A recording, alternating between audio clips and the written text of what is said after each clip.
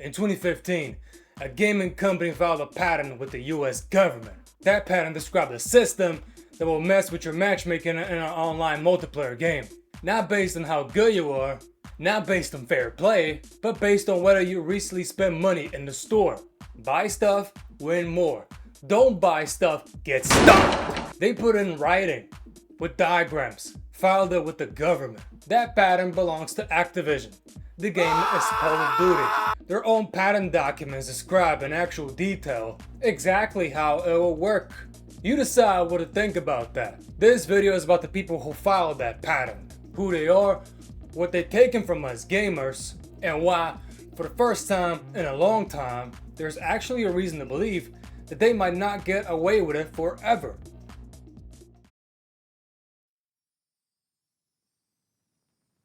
Let me talk about the suits. When I say suits, I'm not talking about every executive in gaming. I'm not talking about developers, not the designers, not the producers, not the people who actually sit down and build these games. I mean a very specific type of person. Someone whose entire relationship with a game begins and ends with a spreadsheet. People who showed up in gaming after it got big. Not because they loved it, but because the money was good. These are the people who look at something like Need for Speed, a game I grew up with, a franchise that meant something to an entire generation, and just see an underperforming product line. These are the people who look at the years you've put into your game library, the saves, the memories, the hundreds, thousands of hours, and see a subscription opportunity. They didn't build this industry, they bought it. And buying something isn't the same as understanding it. Here's the clearest way I can explain the difference between someone who loves the games and someone who just profits from them. The people who loved games gave us Burnout 3 Takedown, a game where crashing was more fun than winning because someone genuinely believed that was a cool idea. They gave us Need for Speed Underground 2. Oh, I love this game. Made by people who actually love JDM culture and hip hop and wanted to bottle it into a racing game. They gave us Call of Duty 4, the original Black Ops, Modern Warfare 2, games people still talk about to this day like they were real shared experiences. Because in a way, they actually were. The people who just profit from games give us yearly Madden updates and a slot machine on top. They give us NBA 2K starting your character at 60 overall, broken on purpose until you open your wallet. They gave us GTA Online shark cards, or Red Dead Online pissed in the bucket. $5 billion taken out of a 13-year-old game through a fake currency system, specifically designed to make sure you forget you're spending real money. These aren't the same people. They just ended up owning the same industry.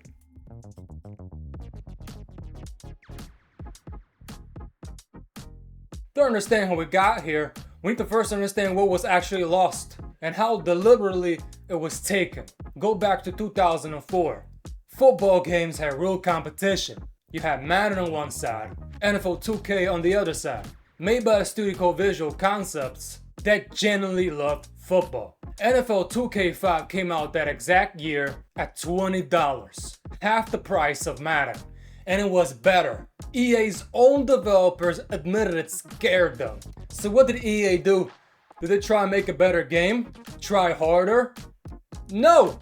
5 months, just 5 months after NFL 2K5 released, EA paid the NFL for an exclusive deal. Official teams, official players, all of it, locked to just one publisher, forever. They didn't win, they just paid to make sure nobody else could play. Since then, Madden has had zero competition. Angry Joe, shout out to him. He makes these videos every single year, the angry reviews. I absolutely love them. Shout out to Joe. And the result is exactly what you expect. No innovation, no pressure to improve, prices stay the same, and you have nowhere else to go. So you buy it anyway, because it is the only true football game on the market. NFL 2K5 still scores higher on Metacritic than any Madden game ever created. The same thing happened in basketball. NBA Live and NBA 2K were generally competing through the 2000s. Both studios pushing each other to be better. Then in 2010, EA showed a demo of the new basketball game. In that demo, a player just froze mid-court, arms in the air, completely still, like hitting the crucifixion pose. The internet called it the Jesus glitch. EA had to cancel the whole game.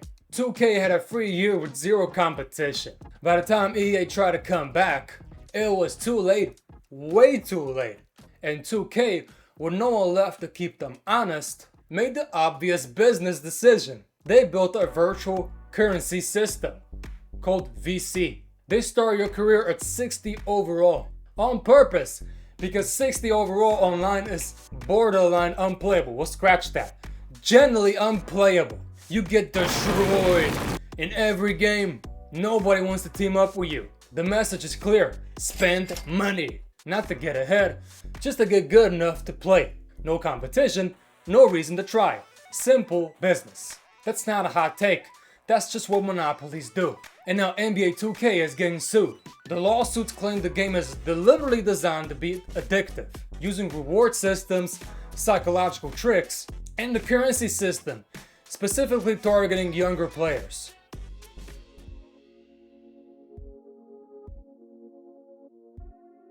Let me tell you what used to happen to me back in Modern Warfare 2019. One game, 20 kills, 11 deaths. Felt good. I was warming up. Queued again. Next game, 27 kills, 8 deaths. I was on fire. Next game, 7 kills, 17 deaths. Then 3 kills, 20 deaths. Then 5 kills, 25 deaths. I thought I was just having a bad night. Maybe I needed to improve. Maybe it was bad luck. It wasn't. This was a system called engagement optimized matchmaking. Activision didn't just use it, they patented it. Filed the whole thing with the government. In plain English, explain exactly how it works. The way it works, when you play well, the game immediately puts you against harder players. You get demolished. When you play badly, it gives you easier opponents. You start winning again, and then the cycle repeats endlessly. It keeps you in a specific emotional state, just frustrated enough to care, just satisfied enough to keep you going. This isn't matchmaking. This is a slot machine with a controller. And there's more. Another part of the pattern describes something even more direct. When a system detects you just bought something, it puts you in a match where that item works really well. You feel good about the purchase. You're more likely to buy again. A system that arranges your games to sell you things. They wrote it all down, filed it with the patent office, and kept doing it. When players started building websites to track this and expose the data, Activision sent lawyers after them. Not because the sites were wrong, because transparency was bad for business. Activision's official complaint was that when the patent went public, they said it was exploratory, built by an R&D team, never used in any game. The patent was filed in 2015 and updated continuously for 4 years. The system it describes lines up almost exactly with how matchmaking works. You be the judge. Through all of this, every Reddit thread, every YouTube video, every round of bad reviews, Call of Duty kept making money. Because what else were people gonna play? Call of Duty was a whole generation's shared experience. The lobbies, the campaigns, the Friday night chaos with friends. That loyalty didn't vanish just because the product got worse. The suits counted on that, and they were right until 2025. Black Ops 7 came out with AI generated artwork as a fully priced game, launched to mixed reviews, and got outsold by Battlefield for the first time in a long time.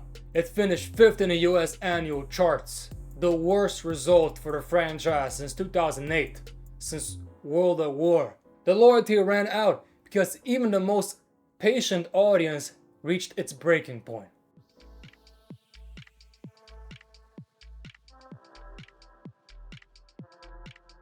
Let me show you what happened in racing games because it's almost too much of a clean example. Need for Speed Underground, the original. 2003, the year I was born, built by a studio called Black Box. People who genuinely loved car culture, who put Indy Camus and Lil Jon in a street racing game because they felt like it fit. Not because a focus group told them to, but because they loved it. Underground 2, Most Wanted, Carbon, a run of games built on real passion. Then the numbers shifted. Burnout was more profitable relative to how much it cost to make. The budget followed the data. Black Box got shut down. The franchise bounced between studios that didn't know what it was supposed to be anymore. In 2022, Criterion, the studio that made Burnout Paradise, put out Need for Speed Unbound. A generally good game. Creative art direction, solid core. It didn't hit the targets. So Criterion got folded into Battlefield development. Need for Speed now for the first time in its existence has no active studio working on it. When asked about the franchise at Criterion's 30th anniversary, EA's vice president said 4 words. We are solely focused on Battlefield. 30 years, an entire genre. Need for Speed, Burnout, Midnight Club, Project Gotham Racing, Ridge Racer, all of it. Now it barely exists. The community describes arcade racing as a thing of the past. They didn't kill Need for Speed because people stopped loving it. They killed it because shooters make more money per quarter.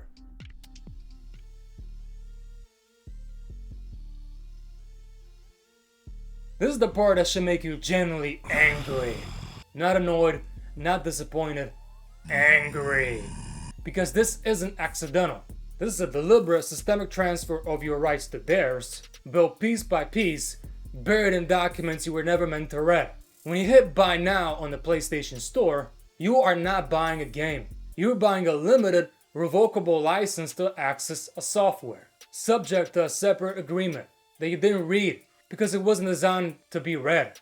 Right now, 4 people in California are suing Sony specifically due to that buy button. California passed a law in 2025 saying digital stores have to be upfront when you're buying a license and not actually owning something. Sony says the disclosure is already there, buried thousands of words in deep legal language, shown to you at the exact moment you just want to click confirm and play. Here's some context for just how insane this has gotten. The average terms of servers for our gaming platforms between 15,000 and 50,000 words. A Carnegie Mellon study found that if people actually read every TOS and privacy policy they encounter in a year, it would take 76 working days. The estimated economic cost of that lost time across the whole country, $781 billion a year. The system is designed so that complying with it is practically impossible, and then it uses that impossibility to protect itself. Here's what's actually buried in those documents. PlayStation, your library is a license, not something you own. If your account sits inactive for 3 years because of illness, deployment, a baby, or grief, Sony can close it. Everything you bought, gone. No appeal. Xbox, Microsoft can terminate your account if they decide it's commercially no longer viable to serve you. An Xbox ban can take out your whole Microsoft account, your email, your cloud storage, Office, everything. One decision, all of it gone. And anything you post, clips, screenshots, creative content, you've already agreed to let Microsoft use it however they want, for free. Steam, VAC bans are permanent with no appeal. False positives happen. There's no way to fight it, and your entire library exists only as long as Valve does. There's no legal guarantee, just an informal promise. Everywhere, you've agreed not to join a class action. Every complaint goes to private arbitration, which statistically favors the company. You can't team up with other affected players, you go alone. And then there's The Crew, Ubisoft's former racing game. They shut down the service. The game stopped working. Players have paid full price. They tried to fight it legally. The game didn't come back. This is the future they've designed. You pay, they decide when it ends.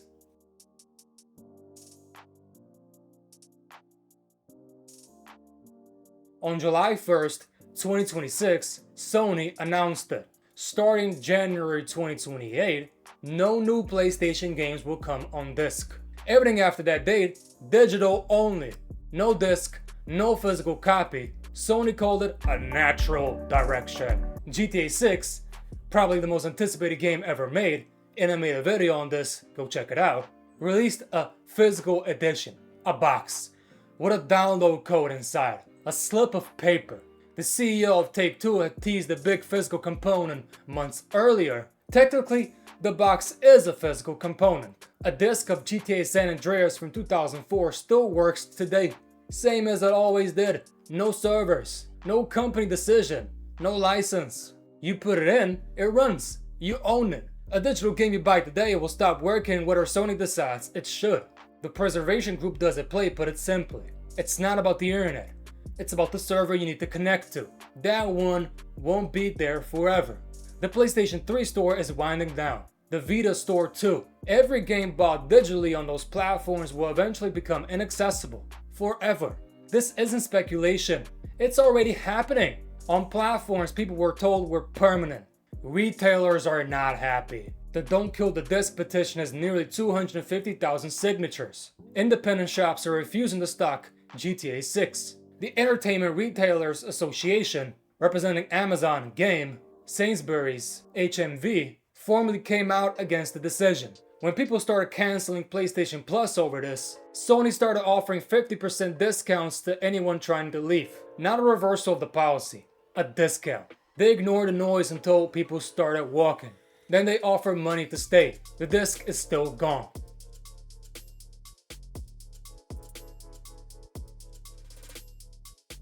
I want to end on something real. The walls are closing in on them. Not fast enough, not as coordinated as it should be, not yet at the scale this problem deserves, but it's happening. You can see it. Every country that bans loot boxes sets a precedent. Every class action that gets certified makes the next one easier. Every FTC settlement proves this stuff is actionable. Every disclosure law gives other governments a template to copy. And there's something else these companies got badly wrong. They assumed player loyalty was unlimited, that the genuine love people have for gaming, the real deep connection to these worlds and experiences, will absorb any amount of exploitation indefinitely. Black Ops 7 getting outsold by Battlefield proved that wrong. Over 250,000 people signing the petition proved that wrong. The PlayStation Plus cancellations proved that wrong. Retailers refusing to stock GTA 6 proved that wrong. The loyalty isn't infinite. The trust isn't unconditional. And the generation that grew up with physical games, me included, that remembers what actually owning something felt like, that remembers what real competition between studios produced, that remembers COD 4 and Underground 2 and Burnout Paradise. That generation knows exactly what was taken and who took it. We're not confused. We're not just being nostalgic. We're not against progress. We're accurately describing the systemic taking of something from people who love it, by people who saw that love as something to exploit. And for the first time, the legal and political systems are starting to catch up. They won't give it back voluntarily. They never will. Not in any industry. What actually changes is pressure from outside. Laws, lawsuits, real market consequences apply consistently over time. That pressure is building, and this video is part of it.